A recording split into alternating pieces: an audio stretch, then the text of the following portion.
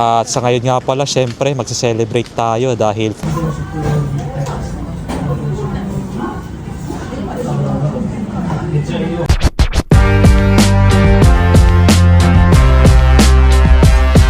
good morning guys. Ayun nga, naglalaban na ako ng damit ko dito. At syempre kakain na rin tayo ng lunch dahil maya maya meron tayong pupuntahan. So meron pa tayong 17 minutes bago matapos itong labahin natin. At wag po kayong mag-alala guys dahil hindi ito yung title natin sa vlog ko ngayon. Ito pa yung title natin ha, okay lang po. So panoorin na lang po ng buo. Ito nga pala yung ulam natin ngayon, yung naiwan nating picadillo, may konti pa. So bali, pait lang muna natin bago tayo kumain. Time check muna tayo. 11:40 na ng tanghali. So medyo nagugutom na rin ako.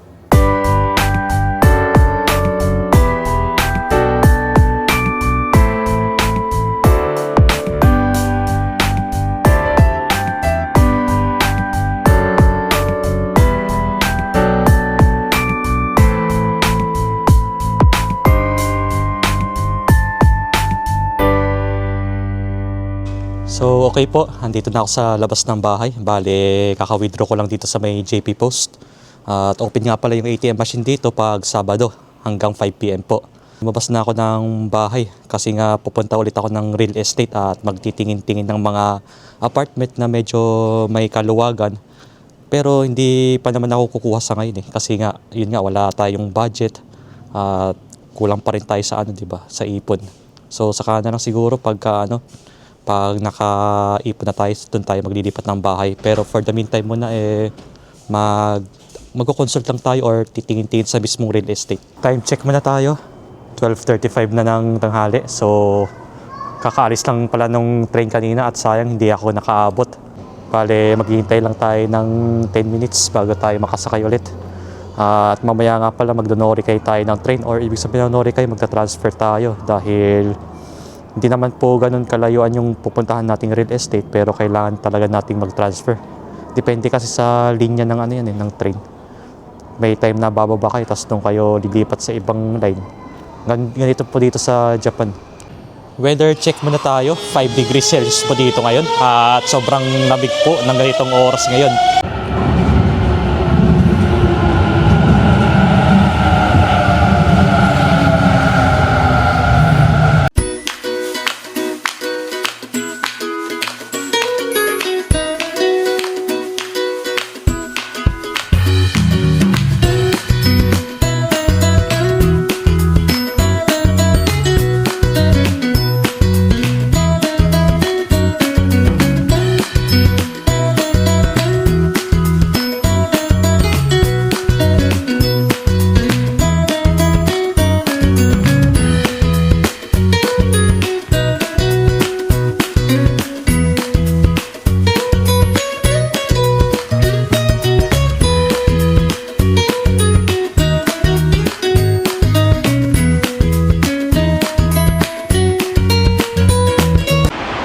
So andito na pala ang Statue of Liberty sa Osaka ngayon, no? O kita nyo naman po, napadpad po siya dito sa Japan, ang Statue of Liberty. So nakababa na pala tayo ng train ngayon at palabas na tayo sa exit 2. Doon pa po sa dulo yung exit. Kaya lalakarin pa natin at doon tayo makipagkita sa isang agent na nakakausapin natin para mamaya tungkol sa apartment, dahil nga naghahanap kasi kami ng apartment ngayon. So andito tayo sa labas ng Higashi Mikuni Station, kung saan marami daw dito ang mga real estate. Kahit saan daw tayo magpunta, meron tayong makikitang real estate dito. Kaya hindi namin alam kung saang real estate kami pupunta. So bale, tatawagan lang namin yung mismong agent ngayon. So dito po tayo sa real estate na to. Ito tinatawag na mini na real estate. Ayan, nakikita nyo po. Diyan tayo papasok ngayon. Ito nga pala yung unang apartment na pinuntahan namin ngayon. Actually, one room lang ito guys. At nakikita nyo na ganito yung CR nila na may kasama ng lababo at bathtub. Tapos dito naman po sa kabila, meron silang closet dito or lagayan ng mga damit. And then nakikita nyo po dito sa baba, meron ng kasamang wifi router. Ayan, pwede nyo gamitin ito at free of charge daw ito. Tapos dito naman, ito yung veranda nila dito sa labas. So nakapunta din kami dito sa pangalawang apartment. Medyo may kaluwagan ito at 1 LDK nga ito. So nakikita nyo itong CR. Pagpasensyahan nyo na at wala kasing ilaw dito. Medyo madilim. At may lagayan ng washing machine dito. Tapos ito naman ang kitchen. Nakikita nyo naman po yung mga lababo dito. Medyo maluwag at meron ng lagayan. Tapos makikita nyo dito sa room na to, bagong-bago. Pero naitayo na daw ito 36 years ago. Nagagandahan ako dito sa apartment na to. So ito nga pala yung lagayan ng damit nila. At ang kagandahan pa dito guys, meron pang tatami na nakaset dito. At napansin ko kaagad yung bintana dito, pwede nyong i-close open yan at hindi nyo na kailangan ng kurtina. So far so good naman itong apartment na to at medyo mataas nga lang ito. At balikan ulit natin itong closet or yung cabinet. Pwede lagayin ng mga damit, mga kutsyon kung gusto nyo. Tapos ito yung last na apartment na pinuntahan namin. Kita nyo, one room pero sobrang lawak nito. Kaya makikita nyo sa dulo mayroong kitchen at dito naman yung lagayan ng washing machine. Pero kayo na bahala kung saan nyo gusto ilagay yung kama. And then ito yung kitchen, syempre may lagayan din ng mga utensils dyan. So ganito naman yung toilet nila dito guys, medyo may kalumaan lang po at wala ring washlet. And then dito naman ay yung paliguan or bathtub. Ganito kasi yung offer nila, medyo maliit lang din. At naitayo nga pala itong apartment dito, 50 years ago daw. Tapos ito yung veranda, ayan yung kagandahan dito. Time check muna tayo. 5:35 na ng hapon. So, bali kakatapos lang namin mag-sodan or mag-consult sa mismong real estate. Pero ulitin ko po na hindi pa naman tayo lilipat ng mas maaga dahil mag-iipon muna tayo saka tayo lilipat ng apartment.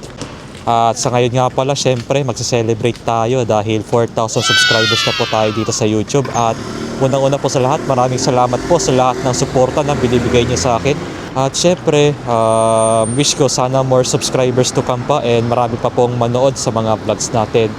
So anyways, maghanap lang muna tayo ng mga kainan dito para po mag-celebrate tayo bago tayo umuwi ng bahay.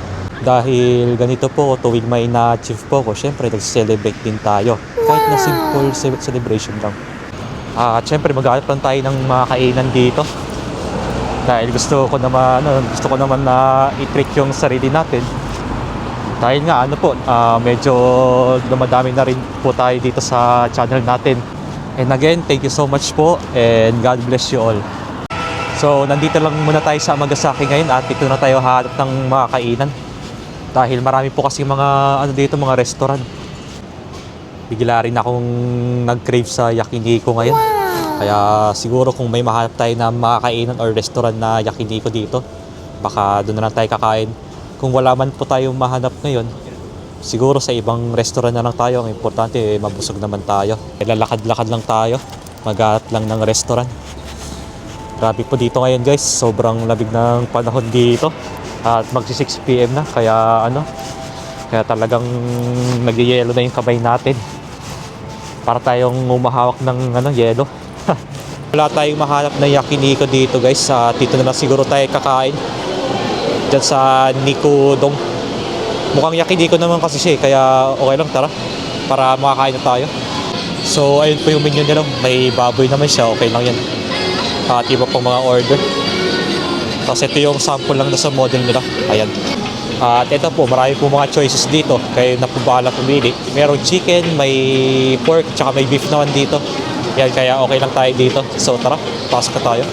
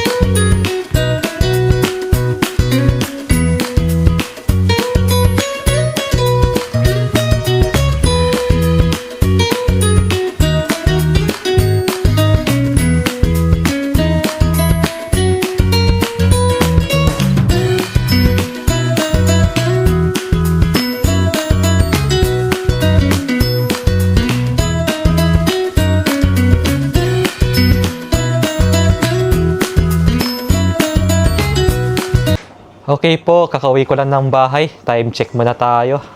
7:50 na ng gabi. So, syempre, nung kumain tayo para sa celebration ng 4,000 subscribers natin dito sa YouTube, after natin kumain, hindi talaga mawawala ang dessert. So, bumili nga pala ako ng cake. Dahil hindi rin mawawala ang cake pag may celebration, di ba po? Ayan, chocolate cake na yung binili ko kanina sa sa Yamasaki Grocery. Kaya dumaan muna kami doon kanina. At syempre, bumili na rin ako ng chocolates. Ayan, macadamia at saka almond. So, thankful nga ako at happy ako kasi nga na-reach na natin itong goal ko na 4,000 subscribers dito sa channel ko. At promise ko po na pagbubutihin ko pa po yung best ko para po marami rin pong manood sa channel natin. Balang araw, pagdating din ng panahon, lalago din itong channel natin. Basta maghintay lang tayo sa tamang oras. Tamang oras po, right time. Basta trust the process na lang po. Malay nyo, di ba? Ito na pala yung araw na hindi natin in-expect. Tsaka manalig na lang tayo kay Lord dahil talagang hindi niya tayo papabayaan kahit na anong mangyari. Basta sa atin lang, gawin lang natin yung part natin.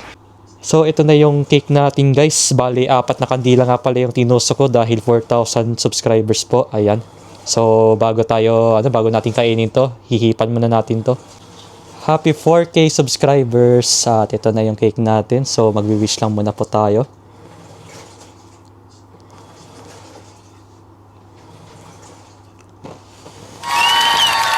Yes! So, ito na po. Titikman na natin tong chocolate cake. Ayan, medyo malambot-lambot siya at daming daming tawag ng cream. Sarap ng cream.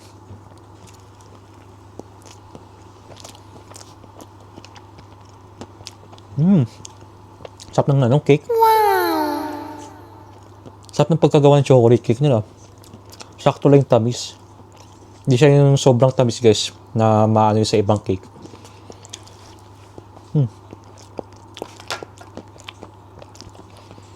Ang nagpasarap dito yung cream niya mismo. Bawat layer may cream siya. Kaya the best to. Okay po, kakatapos ko lang kumain ng cake kanina at ang masasabi ko na sobrang sarap nung cake. Talagang sakto lang yung lambot nung tinapay tapos may cream pa na hindi ganun katamis. Pero may tamis naman siya na konti lang na hindi talaga tayo masusuya. So ito po, magsasagot lang tayo ng mga comments dito dahil nag-post po ako dito na 4,000 subscribers na po tayo.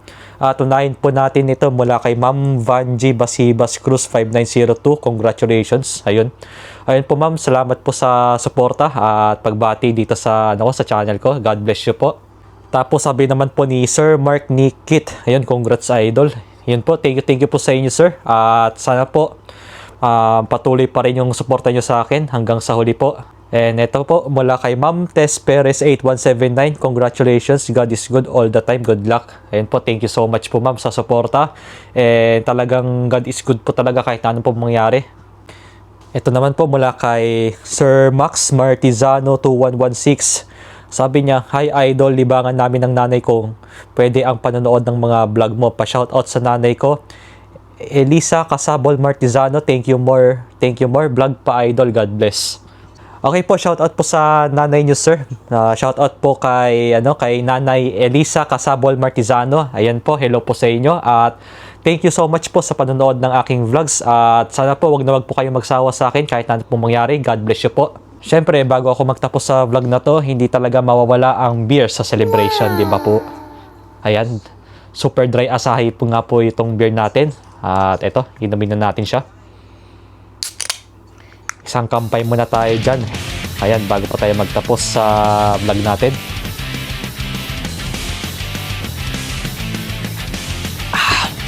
Sarap.